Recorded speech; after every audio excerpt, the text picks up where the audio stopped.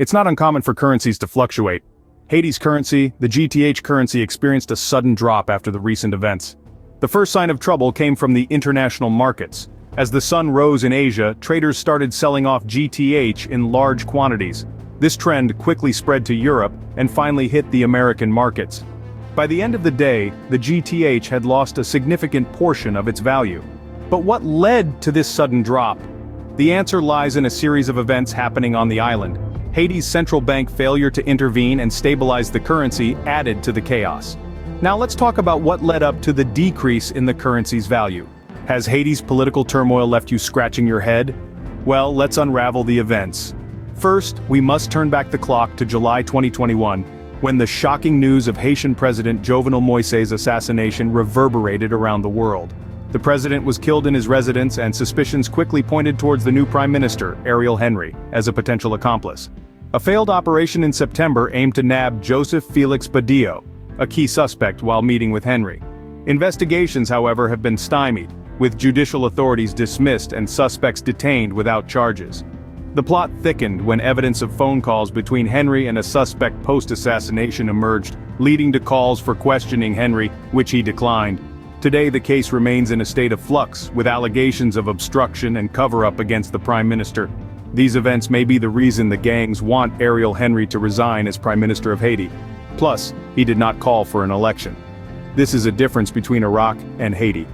The people in Haiti turn to violence when they are not allowed to vote on matters in the country, whereas the people in Iraq appear to care less about elections or the events in parliament. Just a month later in August, the island nation was devastated by a 7.2 magnitude earthquake. Over 2,100 lives were lost, countless others injured, and the country was plunged deeper into crisis. Prime Minister Ariel Henry pledged to expedite aid efforts in a country heavily reliant on external assistance. Meanwhile, a criminal inquiry involving U.S. and international agents was launched following Moïse's assassination. Here is a prime minister who was shot and killed by multiplied bullets in his bedroom. His wife also was shot in the right arm, and her elbow is disfigured after the incident. A Haitian judge has indicted 51 people for their roles in the 2021 assassination of President Jovenel Moïse, including his wife, Martine Moïse, who is accused of being an accomplice despite being seriously wounded in the attack. At least 26 of the suspects are from Colombia. A 122-page copy of the indictment by Judge Walter Voltaire that was provided to the New York Times does not accuse her of planning the killing, nor does it offer any direct evidence of her involvement. Instead, it says that she and other accomplices gave statements that were contradicted by other witnesses, suggesting that they were complicit in the killing. The indictment also cites one of the main defendants in the case in custody in Haiti, who claimed that Mrs. Moïse was plotting with others to take over the presidency. There is skepticism towards the official narrative, with some believing the Colombian detainees are scapegoats. During these tumultuous times, Haiti's currency value fluctuated against the US dollar, but for the most part has remained constant. This economic instability, coupled with political unrest, opened the floodgates for gangs to take over. Tonight, with Haiti in utter chaos, a new team of U.S. Marines has been sent to help protect the American embassy. This is what hell on earth sounds like. A nighttime gun battle in Port-au-Prince captured on a terrified bystander's cell phone. We are so frightened for our lives. We can never go back home. She's now desperately trying to escape and meet up with her family in Miami, but the border and the airports are shut down. Also suddenly trapped, best-selling author Mitch Albom, visiting an orphanage his charity runs in Haiti. You can't go anywhere, you can't get out. That's how Haitians live every single day.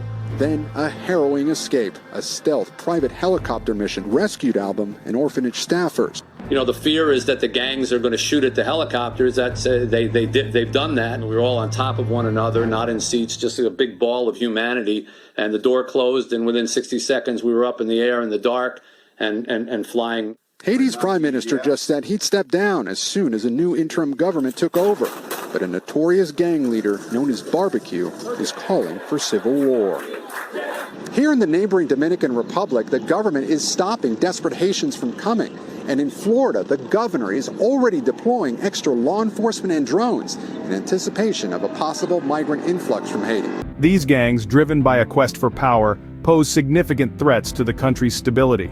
In an attempt to control the gangs, A deal was struck with Kenya, an African nation. However, this deal fell apart, leaving Haiti to grapple with the escalating gang violence on its own. This has prompted the United States to consider deploying its military to Haiti, a move that could have far-reaching implications. Amidst all this chaos, reports have surfaced about potential oil reserves underground in Haiti. This could be a game-changer for the beleaguered nation, but only time will tell.